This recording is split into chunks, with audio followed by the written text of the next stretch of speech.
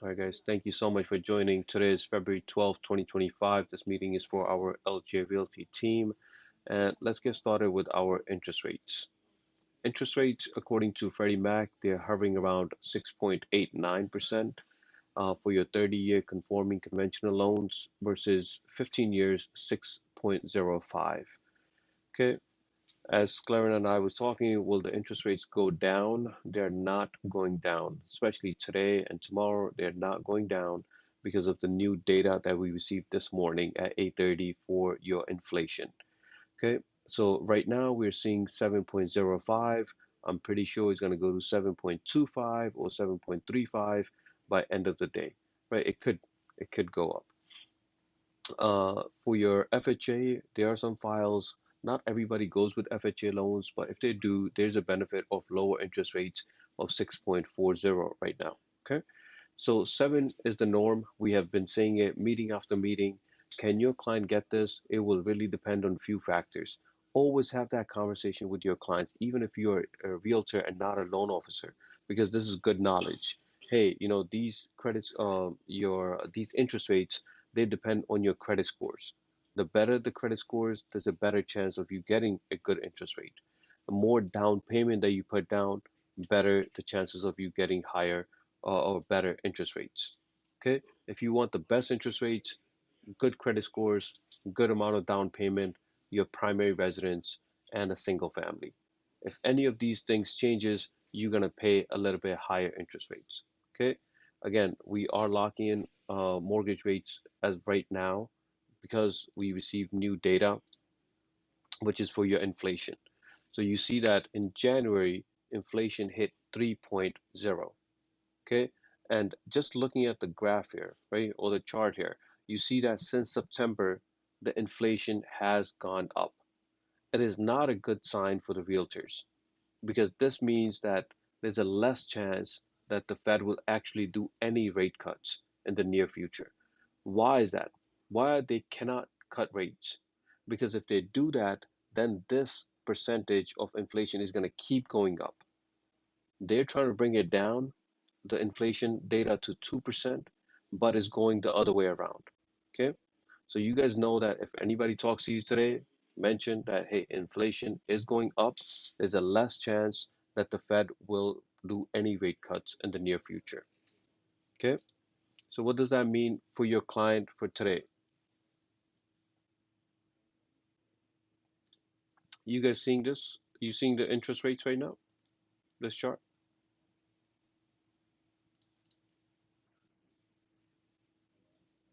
This is my picture.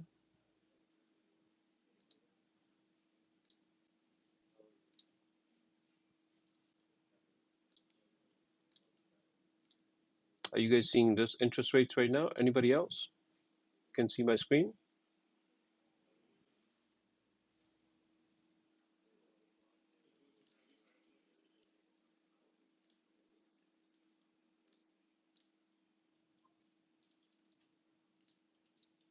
Now? Okay. Okay. So thank you for letting me know. Okay, so this is your graph for your interest rates, right? And this was for your inflation. So since September, you saw 2.4, in October 2.6, November 2.7, and in December it was 2.9. So this month, when we were expecting this for January to be a little bit lower than 2.9, but it went up a little bit to 3.0. So that is not a good sign when it comes to inflation data, right? This basically tells the Fed that, hey, we cannot do any rate cuts. Even if Trump wants it, even if anybody else wants it, it's just that it's not possible because if they were to do any rate cuts, this inflation will keep going higher, which is not good for the economy. Okay, so what does that mean for your affordability? So as of today, if your client is making around $125,000 household income, it could be up to 4 people in that family making up to $125,000. They have down payment of $60,000 and monthly debt of $500. This is a real example for one of our files. And the interest rates, if we were to lock in today at 7.05, they can qualify up to $655,000. Okay, but note what is in red here, your closing cost. Depending on the loan type that they get, sometimes they mention, hey, I have enough in my savings and I want to use $60,000 for my down payment. And they forget the closing cost, which is around 4% that we're using here, but it could be more or it could be less. So this person or this family must have $86,000 instead of $60,000. Okay, so you guys want to make sure that you guys do have a conversation with your clients when it comes to down payment. Again, these little things will make a big impact because they might be a first time home buyer and they have no idea about the closing cost. Okay.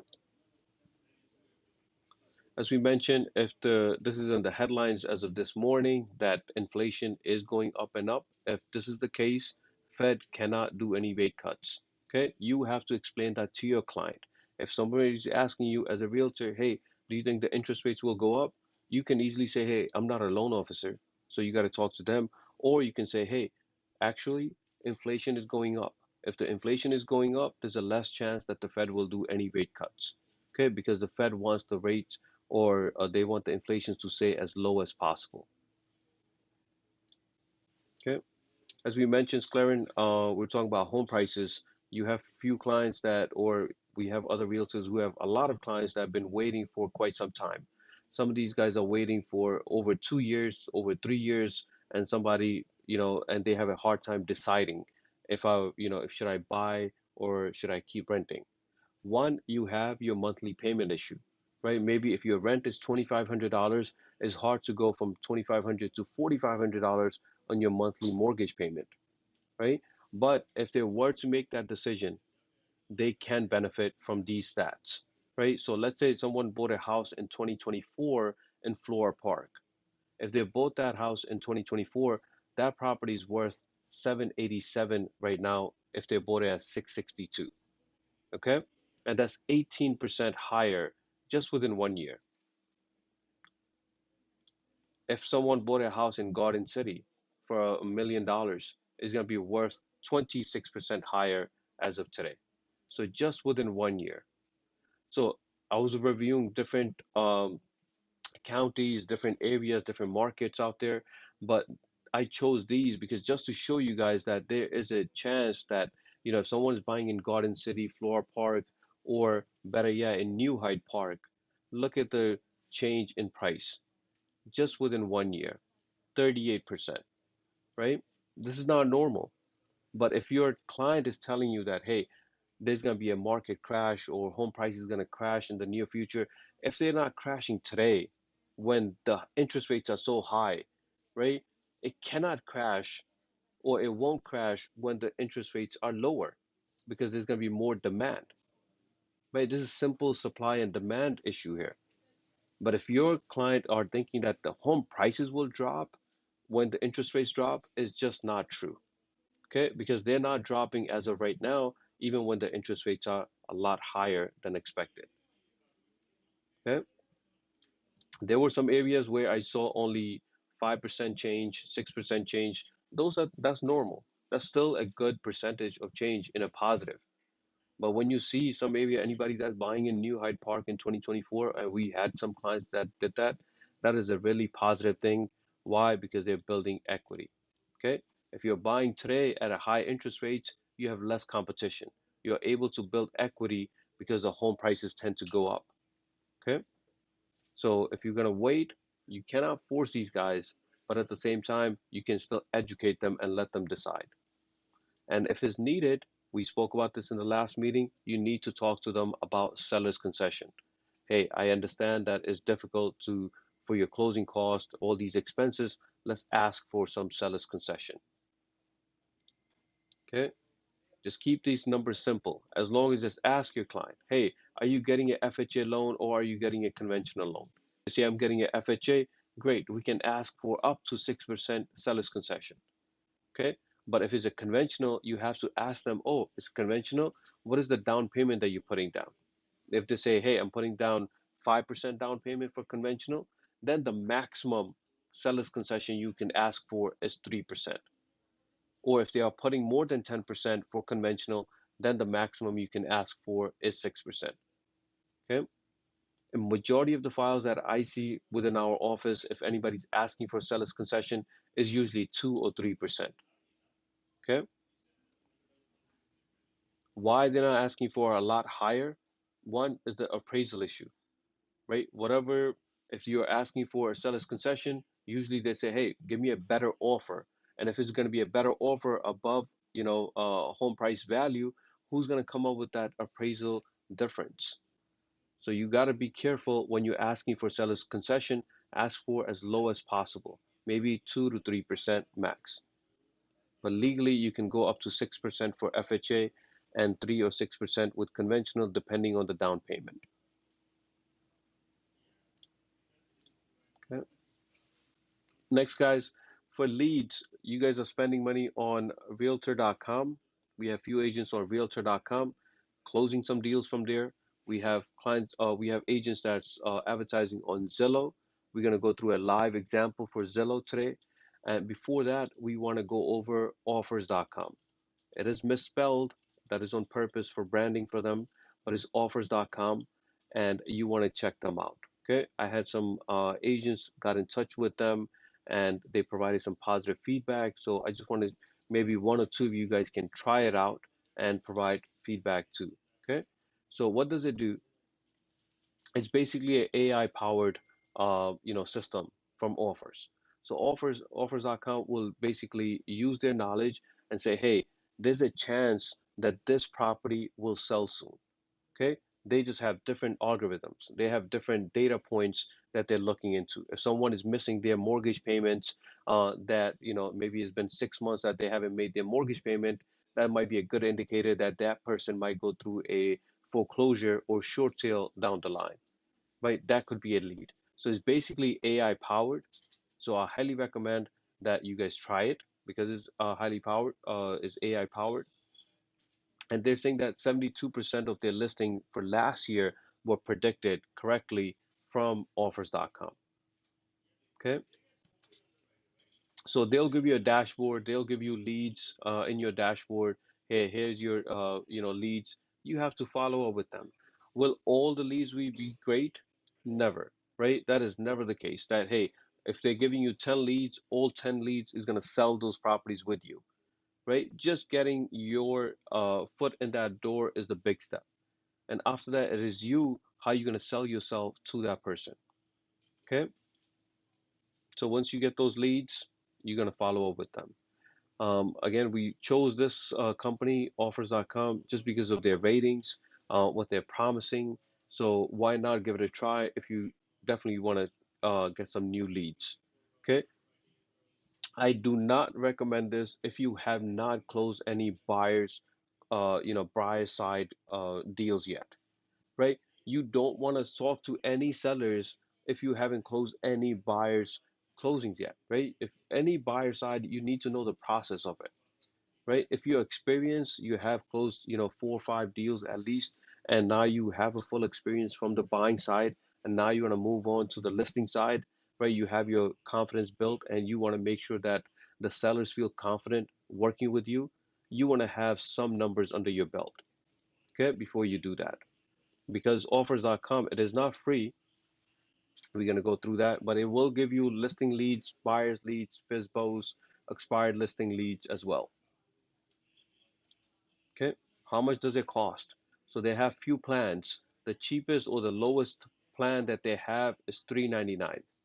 So basically they're telling you, hey, we're giving you $3.99 per month, and they're guaranteeing you 15 leads per month. That is not too bad compared to when we're gonna compare that to Zillow. Okay, so $3.99 for 15 plus leads, or $6.99 with 30 plus leads per month. Okay. So again, when these numbers are showing 30 leads, how good they will be, only time will tell. But this one is $6.99, so $700, and it will give you 30 plus leads, and it has AI functions built in for this one. The $3.99 plan, it does not. You can see that here. And your $6.99 does have that AI lead conversion feature on it. Or you can go with 999. I do not recommend this 999 plan unless you guys want to work as a team. You maybe two or three agents want to get together and say, hey, let's split the bill and let's get this, lead gen from offers.com and have, we split the bill and we split the leads, right? The only issue is you guys need to go and decide like, hey, how the rotation will work. If we get 5 leads or if we get 10 leads, how will that go in rotation? Okay. But if you're individual, I recommend if you want to get a soft start, go with 399. If you have the budget, then go with that 699 plan and try that out. Okay? And this is for especially if you want to be on the listing side. Questions, concerns, guys? Anything on your mind? Okay. So offers.com. Next, guys, I want to go through Zillow.com and I want to show you guys live example. So I want to thank Sunil for sharing his account with me because I wanted to show you guys this example here. So once you're logged in to your Zillow, right, you want to see, obviously, you want to decide on a budget. If you're brand new, starting out first time with Zillow, they will ask for 6 months commitment. If you already have done advertisement in the past with them with the same account, then they will say, hey, you can go month to month. Okay, so you can talk to them setting up the account. Then you want to keep it realistic with your budget. With offers.com, we saw they have flat rates, right, with those 3 different tiers, but not for Zillow. Zillow say, hey, you tell us your budget and we'll tell you what type of share that you'll get from that zip code. So once you're logged in, so this person has a budget of $539. Okay. Before that, he had it for just one zip code. Then he decided to go with 2 different zip codes, right? And that's the strategy that you want to use.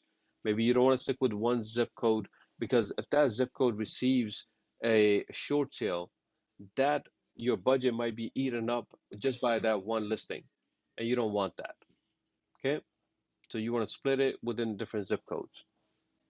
So once you're in there, you can click on View Zip Map, right? So these are the ones that he already selected. So let's say I want to see what's going on in 11434. I click on that. This piece here tells you 11434. There's estimated connections 91, estimated additional leads 45, and average home value of 679, and availability is 27%. If this one says 0, that means you cannot advertise in that zip code. They're already booked all the way. Okay, right now there's a chance of 27% availability for this zip code. When you're comparing, some agents do want to add these 2 numbers up. Hey, these are the estimated connections plus additional leads. I say if you want to compare apples to apple, just go with the estimated connections, just this number, right?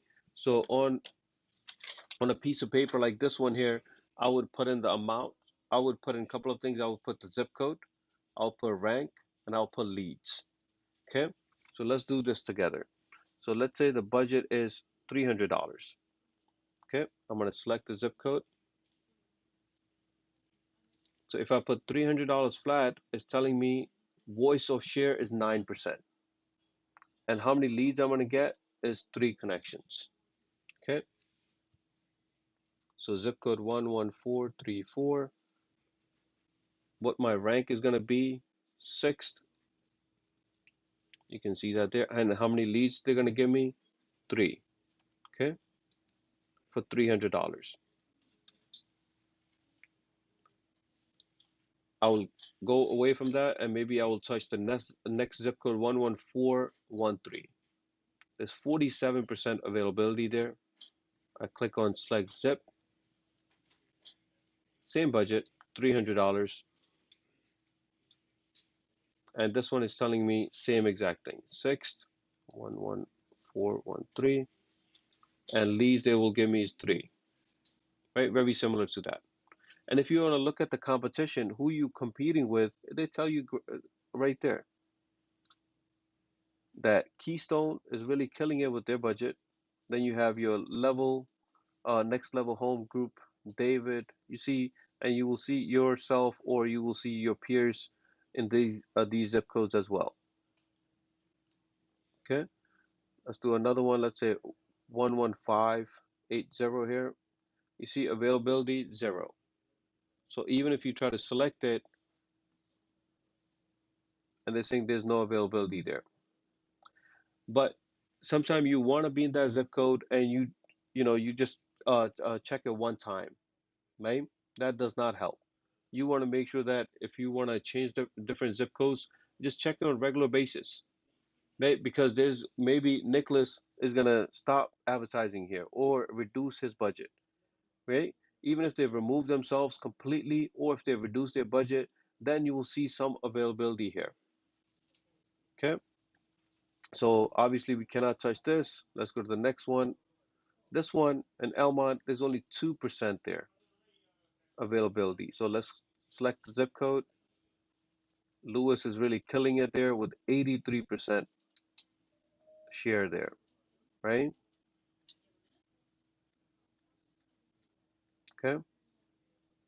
I recognize at least 4 or 5 people from here, and they're doing pretty heavy advertisement there. Okay.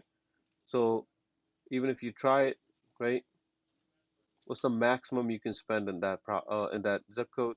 You can have 5% voice share for $115.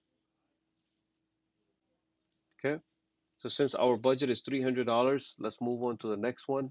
Let's try 11412, and I'll do 300 again. And for 11412, we're going to be ranked 8th, and they're going to give us 1.6 leads, right? Just basically one lead. So far, 11412 was the worst one, right? And the other two, they're still giving us 3 leads for $300, which is a lot. Okay. How about 11010? Let's see what $300 can bring us there. Okay, 11010. You're gonna be ranked 7th, and budget is 300, and connections 1.4. So far, this is the worst one, right? So you have to go through this one by one and see which zip code you feel comfortable going with, right? Let's try this zip code. Okay, and so far, this is the highest amount of leads on our investment. But your rank is 11th for this one. Okay, and they're giving you 3.7. So you decide should I do I want to rank, above, maybe 5%, right?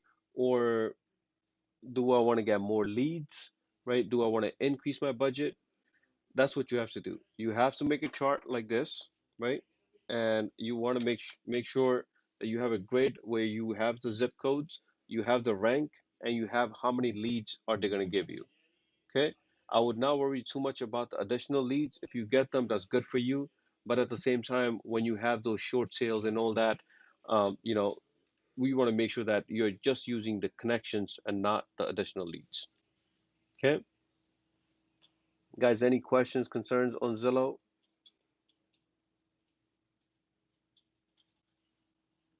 Okay.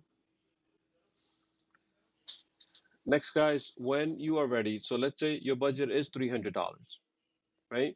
And now, as a company, as an LJ Mortgage company, we're not co-marketing, but our loan officers are, right? So you want to ask our loan officers, hey, do you want to share or do you want to be part of my, Zillow campaigns where you can spend up to 50% of my budget? So if your budget as a realtor is $300, loan officer can go up to 50%, which is going to be $150. So you guys can do a split, right? And this is legal. So we want to make sure you guys follow the rules. So under advertisement, you want to click on share with lenders, okay? And then you want to click on invite lender, put in their name, email address, phone number, and amount that you want them to spend, okay? And in our mortgage meeting, I'm going to be discussing similar things where I'm going to be encouraging them to connect with you guys. But just let us know if you're looking for someone to share your co-marketing with, and hopefully one of the loan officers can work with you. Okay.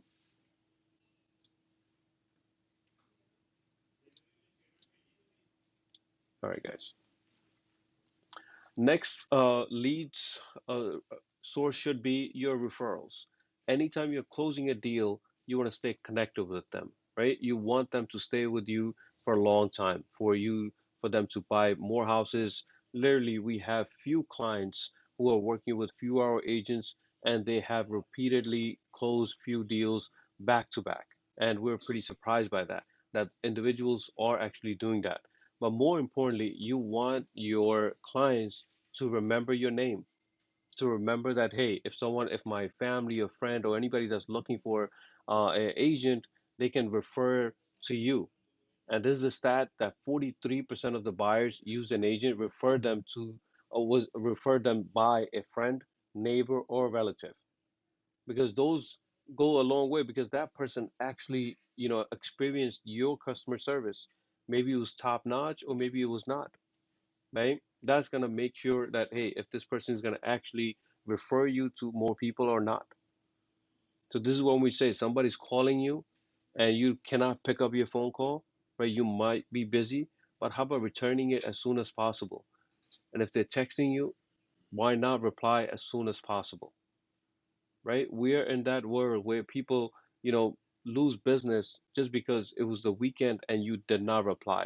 And you might be thinking that, hey, this is not office hours, or this is not, I'm not in the office right now, or today's Saturday, or today's Sunday, I'm not able to reply. As realtors, we should be available, you know, majority of the time. Now we want to be professional. We want to reply back to, however the client is communicating. It could be an email, it could be a text message, it could be a phone call. We want to make sure that you're responsive. You can, respond to them in timely manner so they stick with you. Okay. Next is, guys, open houses. We have listing agents who are hosting open houses, but there are some brand new agents who want to share, or they want to be part of those open houses as well. So we encourage you, if you're a listing agent and you cannot host your open house any week, ask for some help. There are plenty of agents who will do it, just to host the open house, just to experience it, and it's a win-win situation. Okay. So before you go ahead and host your open house, first find the listings. Let's say you're brand new and you want to connect with Mr. Ali, or you want to connect with Sheldon, anybody that has, or Paul, they have plenty of listings, right? You want to connect with them. Hey, I'm not able to make it this weekend. Maybe I can do next weekend, right? Whatever the case is, you want to connect with the listing agents and say, hey, let me host the open house for you, right? You want to do the research for that listing. You want to make sure that, hey, you know all the specs. So research, research, research is the key here. You do not want to reply to your clients or anybody that's walking in, hey, I'm not too sure. I don't know, right? You don't want that. So you want to make sure you do a research for that. The buyers sorry, the listing agent, the sheet that we get from MLS, the 360 property view, has all the details. So you want to make sure you have all those specs for that property. Okay. Some of them are in condos, some of them, if it's we don't have that issue in Queens, but if you do have a property where it's, HOA is involved, you maybe want to ask the listing agent for that, guidelines. But, you want to ask if a home is going to be vacant or staged, or people are living there. If they are living there, will they step out for those 2 hours or not, right? Are there any cosmetic issues that you need to be aware of, right? Um, the most common questions are like, hey, the roof, we cannot see the roof, so we need to know when was it actually, a new roof was put in, right? Some of them will say, hey, since I got the house 20 years ago, that means that roof needs to be replaced. Or they will say, hey, this was is brand new, it was, done maybe 6 months ago. Huge difference, right? When was the appliances or your heating and cooling systems were installed or refurbished? right? You want to ask these details, and you want to know how many other properties are in the neighborhood that's available. Who are you competing with, right? And why is the seller moving? You want to ask these questions to the listing agent before you go ahead and host it for them. Okay. And you want to promote it too. Some people are actually just putting it on MLS the day before.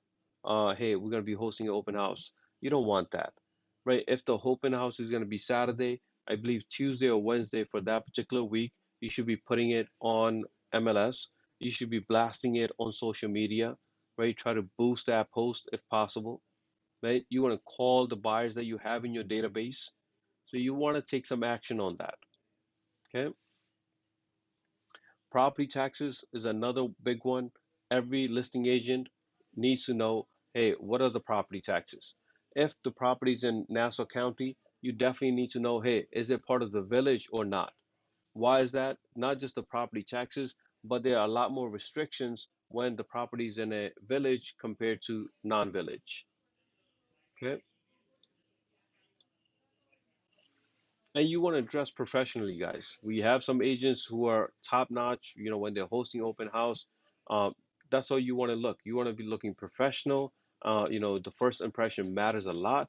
So, you want to dress for that occasion. Okay. You're going to put up your directional signs. We mentioned that every one of us should have those because you guys can reuse them for, time after time. They usually cost $250 for three of them. So I highly recommend that every one of you guys have them, right? We do have office open house signs if it's needed, but everyone should have their own.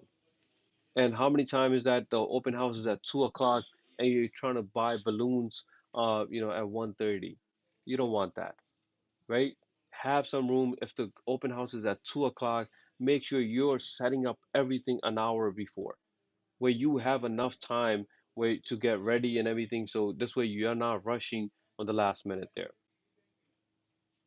Okay. You're greeting your guests that are coming in. You want to make eye contact with them. You want them to sign your sign-in sheet. When they're leaving, obviously, you want to give them your business cards to stay connected. But the main thing is keeping it professional, right? And you want to break the ice for them, right? You want to be that icebreaker where you can have an easy conversation with them. Find out, why are they coming to this open house? Are they looking for this particular house, or they are flexible with other type of properties, right? Maybe as a if you're hosting an open house for another agent, that's what you want. You want to get leads from those. Maybe they don't like that particular property, or they cannot, afford that property, and they might go with a different route, and you want to be part of those.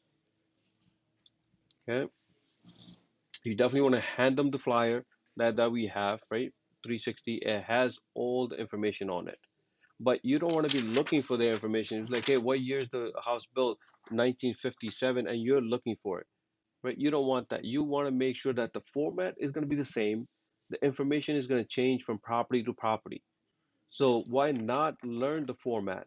You say, hey, I know exactly, where the property taxes are. I can easily tell you guys if this is in a village or not, right? How many bedrooms, how many bathrooms, when was it built? All those things are on that sheet. Okay. And you definitely, the way the things are going right now, you definitely want to find out, hey, are you working with a real estate agent? Have you signed any disclosures or agreements with them? If they have, and if they're trying to sign things with you, that can jeopardize, the first person's for the first person that they're working with, right? So you want to ask them, hey, are you working with an agent or not? And write down as many details as possible with them, and you want to connect with them afterwards, right? Because you're hosting an open house for someone else, you want to make sure you're cleaning up everything. You want to make sure that when the listing agent comes in or the homeowner comes in, they feel like nothing even happened here. You took care of everything. There's no business cards laying around, nothing, none of that. All the information that you put there, you take it with you. Okay? And you want to come back to the office or at your house, you want to log into Matrix. Once you log into Matrix, you want to add that contact in that, right? So if you have bare minimum information for them, right? You still want to add them, and if you can set up alerts, you set up the alerts for that particular property.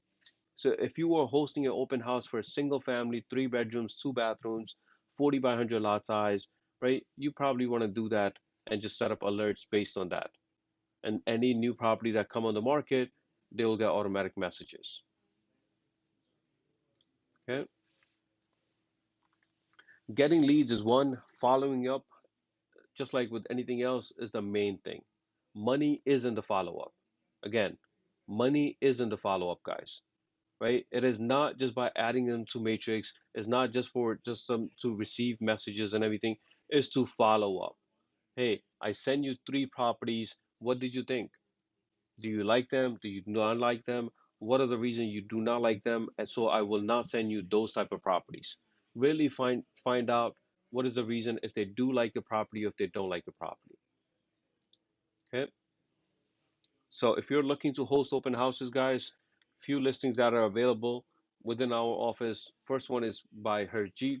This is a 2 family property, brand new construction, and listed for $1.3 million. And this is in Inwood, Jamaica, Queens here, 13031 Inwood Street. The second one is in Hicksville here, $1.5 million. And this is a single family, 6 bedrooms, 5 baths, right? So again, even Hicksville is far. Not every agent wants to do that. If you really want to hustle, you ask AP, hey, if you're not hosting open house this weekend, I want to be there. I want to do it for you, right? Why is that? Because all those leads that you're going to get from there, anybody that's coming in to buy that property, look at the price. That means they're going to be looking for a property that's over $1 million. So you should really focus on that because those leads will be solid. Okay. This property is not available anymore. I believe they're going under contract. Oh, they went under contract yesterday. This one is available. This is in Valley Stream, listed by Ravi. Again, I don't think he hosted any open house last weekend. So you want to reach out to him and say, hey, let me do it for you this weekend. Okay. Next, guys, there are still few agents who are confused about the commission structure, right? Where if my buyer signs 2% commission, right? And my listing agent is paying me 1.5, can I, as a buyer's agent, get paid 3.5 together? So 2% from the buyer, 1.5 from the listing agent. The answer is no, we cannot. Okay? Why is that? Because when you had your buyer sign that agreement, you're asking for 2%. You're simply saying that for me to close this deal with you, I'm charging 2%. If it happens to be that the listing agent is offering 1.5, Mr. Buyer, you owe me only 0.5%. So you as a buyer's agent, you get paid total off 2%. Okay? Okay. One of the agents said, hey, I have never seen anywhere where I cannot charge both of them. So I was like, that usually means that we have not read the agreement that we're having the buyer sign. Right? If you're going to be working with buyers and if you have not read the agreement, I think we have a big problem, right? We have to understand every line in our agreements. If it's an agency disclosure, right, that's fine. I'm just representing you. There's no commission involved. There's no time agreement there, right? There's no basically just saying that, hey, I'm representing you. That's it. But this is where you're saying that, hey, I need to get paid X amount. So in this fee here, just to answer his question that why I cannot get paid 3.5, I had to print this one out, the sheet out, and told him to read this line. So let's read it together. It says, your broker shall not receive compensation from any sources that exceeds the amount in this agreement. Clearly says that. So if this one says 2%, This agent cannot make more than 2% on this property. Okay, I just want to make sure we are all clear on that. Okay. Next, guys, I mean, for commission, if you guys want to go over the whole commission agreements one-on-one with me, please, if you're a brand new agent or even if you're experienced, we know everything changed. So please come into the office. Let's make sure that we understand this concept. Another thing was that even experienced agents are still coming to the office when they close a deal with a check. Hey, here's a check. Oh, I'll get you the disclosures later. Do you need it or does the government needs it? Does the New York State needs it? That is not the point. We need it.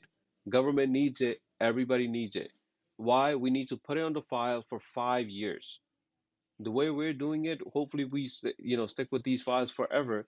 But we need to make sure that we have our all the documents in place, right? We are stopping checks now, basically not giving checks right away, just because we want to make sure we have all the disclosures, all the forms that are signed by your client in our file. Okay. All right, guys. Next is kickbacks. Not just with one company or another. As a realtor, as a professional, if a brokerage company out there is giving you any sort of kickbacks, just make sure that you guys know that you're putting your license on the line, right? You might probably make X amount of money or you might have something positive coming, but in the long run, it's going to come back and haunt you because there are, agencies out there who are keeping track of these things. So there were six mortgage brokerages that were sued over kickback schemes where they were giving sporting event tickets, dinners, other kickbacks for agents to steer clients to the mortgage broker, right? We never want to see that. We never want to see a realtor jeopardize their license because of that. And we definitely don't want our loan officers to offer any of that kickbacks, right? What a loan officer should do and what you should expect from a loan officer is the service. Hey, how good is the service? How fast can my loan officer close a deal? Even when I was producing, I dealt with many different brokerages out there where some of them were top notch, really can close a deal in no time. And yet there were some companies out there that will take months to close a deal. Okay, we have seen both. So you don't want to, as a realtor, don't expect anything from a loan officer, except for the service itself. But no kickbacks. Protect yourself, guys. There is a difference between kickbacks versus your ABA, which is your affiliated business agreement. And when we're giving an ABA like this one, when every time we have a mortgage application, we send that out. Hey, we also have a realty team. We also have an insurance team, but does not mean that you have to use them. That is what in the section here, A says you are not required to use these listed providers. Okay, that's the that's the mentality that you want to have. Hey, we can recommend a few different people for home insurance or for real estate or for mortgages, but do not expect any sort of kickbacks for that service. Okay. Next, guys, is your transaction desk. I see the transactions that happening on daily basis. There are some agents who are really aggressive and they go really hard and make sure that they know what they're doing. Uh, and there are a few agents who have not even logged into transaction desk. They simply go to ljagent.com, they go to forms, and they fill it out. The reason we left this section here, the reason we left this section here is for you to have access to these forms, but it does not replace your transaction desk, right? If you really want to be a professional, guys, we have to use transaction desk. And if you have no idea how to use it, under training here, and if you click on realtor training videos, these two videos, right? Number 4 and number 5. These we should know exactly how to do, right? How to log into transaction desk and how to go ahead and use the forms and how to fill out an offer sheet. Okay. If you have not done so, please watch this 15-minute video there and 10. So 25 minutes into this, you would know transaction desk inside out. Okay.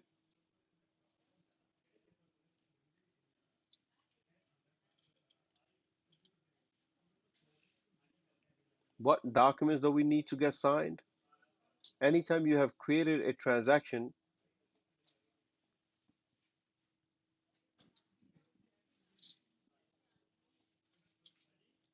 the forms are there for you. All the forms that you need are there for you. Exclusive buyers representation agreement, your agency disclosure, your fair housing, your anti-discrimination form, right? These are the top three forms that you should have when you sign. You should have it signed. Sorry, guys.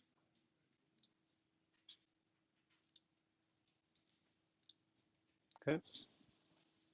These three forms up here are required. Before you even show any property, you should be getting these three forms signed. And it clearly tells you, even in the housing discrimination form here, I would start my forms with this one here and point it out to the my client that hey, real estate broker and real estate salesperson are required by New York State to law to provide you with this disclosure, right? And these are simple disclosures and they are not, rocket science. We just need to make a habit of getting these and preparing ourselves beforehand. You don't want to be printing these out right in front of the client. You want to prepare yourself. Right? Hey, I need these disclosures signed. Agreement, if there's any line that you do not understand in the agreement, let's talk about it. Let's make sure that we understand every one of them. And when it comes to offers, this is where we're looking for offers. The name has changed, but it is a better form. It clearly tells you if we're asking for seller's concessions, if we're asking for commission or not, right? So even if you have not spoken to the listing agent about the commission, you can put in an offer with that commission and see what happens. Okay, this is your seller's concession, and this is letter F is if you want to get paid from the seller side. Okay, again, we want to make sure that the forms are up to date with you guys. You guys know how to fill them out and be confident about it.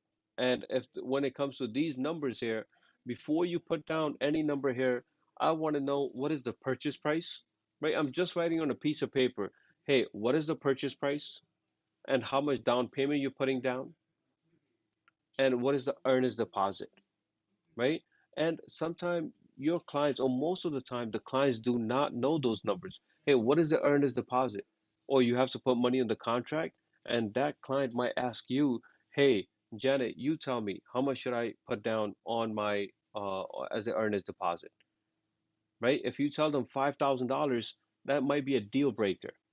And if you ask for $50,000, that might be too much for that particular deal. So you got to make sure that anytime, if it's a single family, maybe $10,000 on the contract is good. But if you're buying $1.5 million property, then the listing agent might say, no, we need a lot more on the earnest deposit. Right? We need to know those things.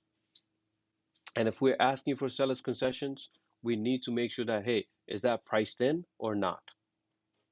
Okay. Everything else on this form is really straightforward. Your sellers will not acknowledge this. We have not seen one deal yet where the seller has acknowledged and sent this back. So for you, for as a real estate agent, you're sending in an offer asking for a payment from the seller. Let's say it's 2%. But now you want to make sure that the seller actually pays you. You want to have your confirmation of seller's agreement to pay buyer's broker. We need this form when we are creating a commission invoice, guys, right? We need to make sure your agreement says 2%, and now you're telling us that 1.5 is coming from the seller side. Then we need to have the seller sign this agreement to make sure that that is true. Okay. You fill that one out and you have him sign it. So you don't have their information, you simply send this form to the listing agent. Hey, we agreed on that with that offer that you're going to pay us 1.5%. Please have the seller sign this and send it to me or send it to his attorney, and that attorney can send it to the buyer's attorney. Okay?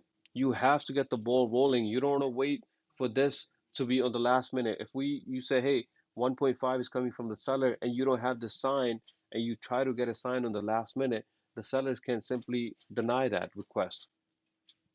And if that's the case, you will not get paid anything from the seller side. You don't want to do all the hard work and not get paid, guys. So, showing properties, finding properties on Matrix is one thing, but when it comes to paperwork, I feel like there are agents who can improve dramatically just by following these format and steps here. Okay. Some of us are just relying on the deal sheet from the listing agent. Hey, the listing agent is sending out the deal sheet. No, you have to fill it out as well.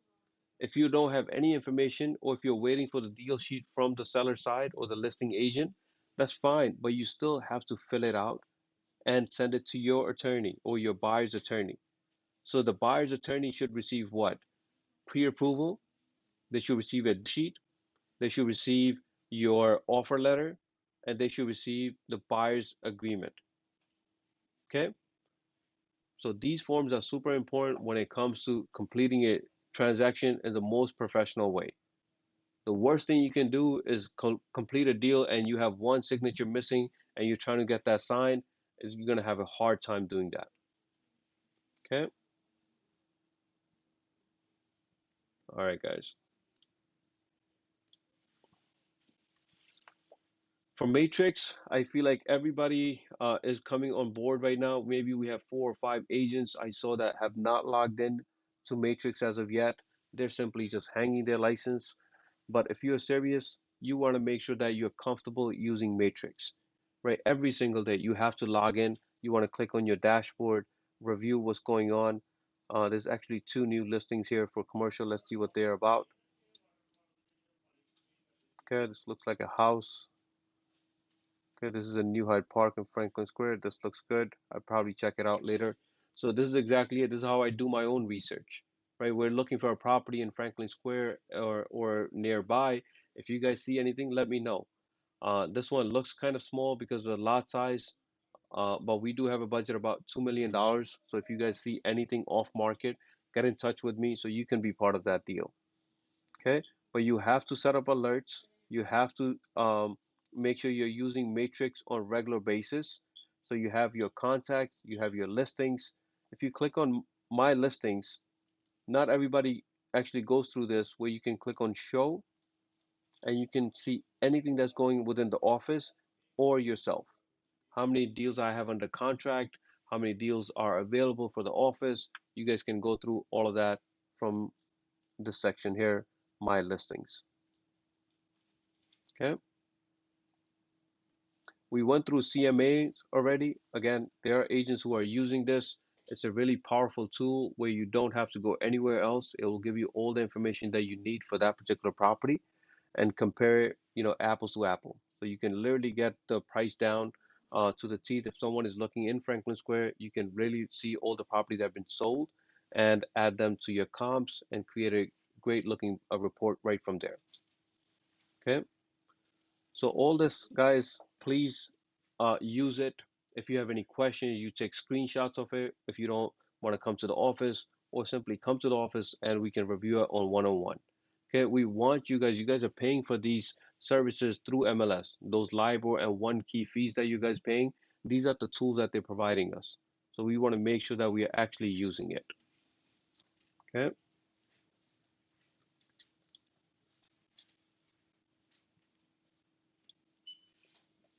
All right, guys. The last thing I want to talk about is your MLS app. It's called MLS Touch. Really powerful tool. I highly recommend everyone have it on their phone. All your clients that are added on Matrix do show up on your Matrix app. One Key Touch. Over 8,000 different people have reviewed this, and it has a 4.8 ratings. It's really top notch. So please do download it if you haven't done so. Okay, that'll do it from my end, guys. Any questions concerning anything on your mind? Anything that you want us to include in the next meeting, please let me know. Mm-hmm.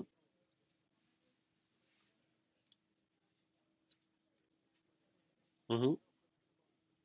Yes, I'm there.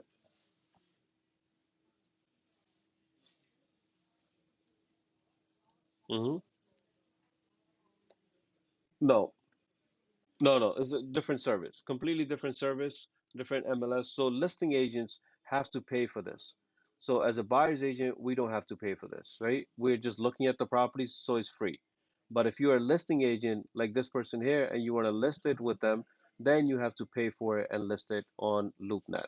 There are times, just like this one. Go ahead.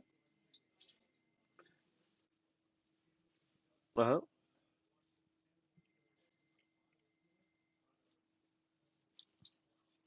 No, no, no. I would not send the link because then they can simply get in touch with them with the listing agent, right? So you just want to tell them when it comes to commercial, there's because commercial the commission is usually higher.